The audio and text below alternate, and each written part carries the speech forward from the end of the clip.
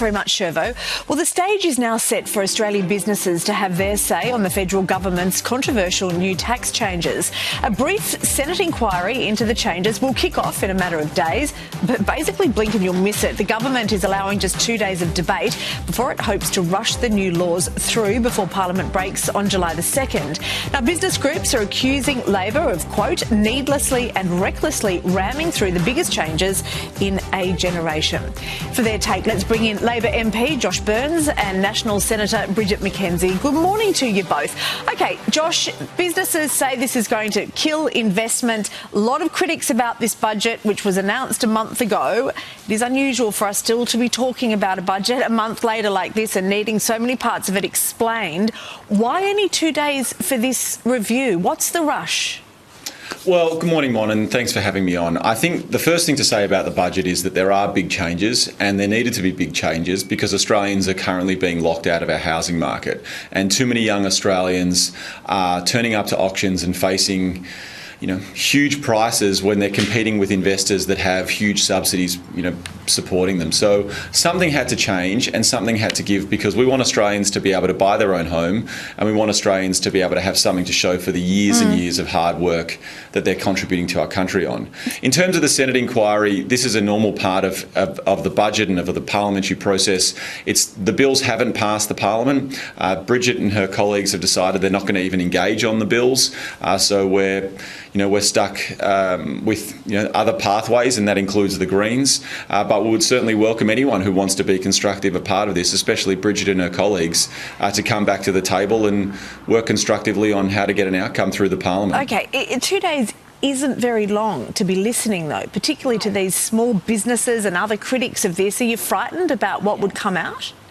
Not at all. And it's really important to say that these bills that have gone through the Parliament are not everything that's been announced, and they're only specific measures that relate to some of the parts of the budget. There's lots and lots of different components of this that are going to be spread out across a number of bills. What we're talking about is just a small part of this, and this is the normal parliamentary process that we would go through. OK, Bridget, coming to you in just 1 second, but before we move on, Josh, what will you do from what gets aired at this review? Are you willing to make changes? Well, we're consulting with small businesses, we're listening to small businesses, we're listening to big businesses, we're listening to the investment sector, we're listening to people right now to make sure that they have an opportunity to put forward their view. This Senate inquiry is one where it's really important part of our democratic system, and we want to make sure that we get an outcome. But as I said at the start, we need to make changes because our housing system is broken. People who are earning for their labour, for their time, are paying taxes, yet people who have assets sitting there who are using that money to help buy their fifth or sixth property are getting a huge advantage right now. OK, all right, Bridget.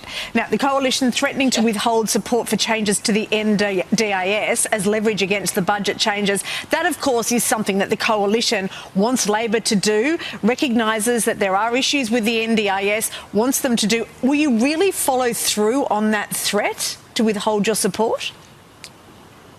Mon, the changes to CGT that business is saying are not thought out appropriately and need further scrutiny and need to be scrapped won't help one single Australian young person get into their home.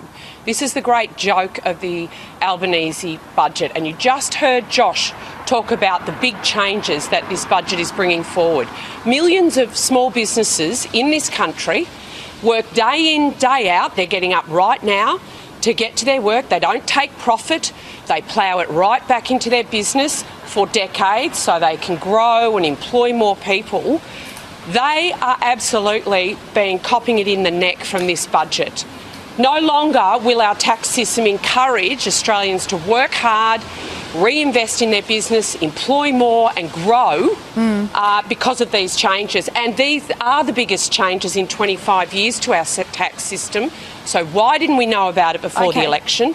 And why didn't we do a review, Mon, and actually find out from the community and the business sector about the negative impacts? So the bit that Josh didn't mention in his opening remarks was this is nothing more than an $80 billion tax grab by the Labor Party because they can't get their spending under control and Australians are rightfully furious. OK, just to bring you back to the question though, will the coalition withhold support to changes to the NDIS if you're not seeing changes with regard to these tax changes? So, Mum, we know the NDIS needs to be reformed.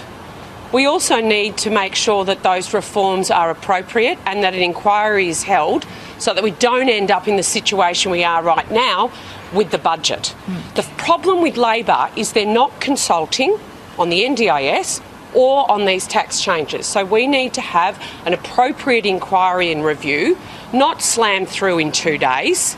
That is so disrespectful to the millions of Australians that are in small business right now, because it seems with this budget every day there's a new problem that the government hadn't thought about. That's the problem with rushing these things through, and the unintended consequences will be significant and won't just impact small businesses, they'll impact our whole economy because small business drives our economy. Okay. And Labor thinks they've got all the answers. They don't, and that's why we need an inquiry. All right, Bridge, I want to talk to you more about One Nation. Always now, the third party in the room.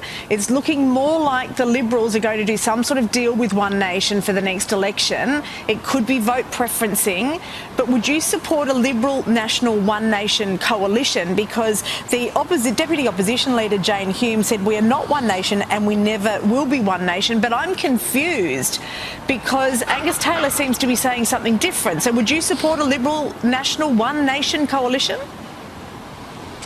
Well, the last time I checked, Mon, we live in a democracy, and in challenging times, the great Australian people's vote matters more than ever, and we are entering incredibly challenging times economically and socially and geostrategically. So Australians are looking right across the political spectrum at where they will cast their vote. Now, preference deals, as always, are a matter for political organisations much closer to an election.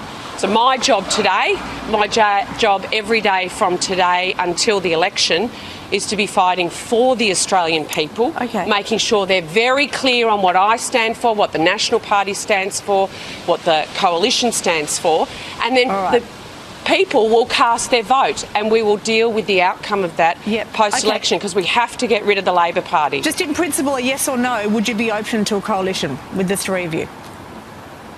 I'm open to getting rid of the Australian Labor Party and getting Anthony Albanese out of the lodge in Canberra. Okay. Because, Josh, you're trashing the place. All right. Listen, we want to get you out of the cold now, Bridge. Josh, you look very comfortable in there. I'm sorry about how that worked out this morning. We appreciate both of your insights this morning, Bridget and Josh. Thank you.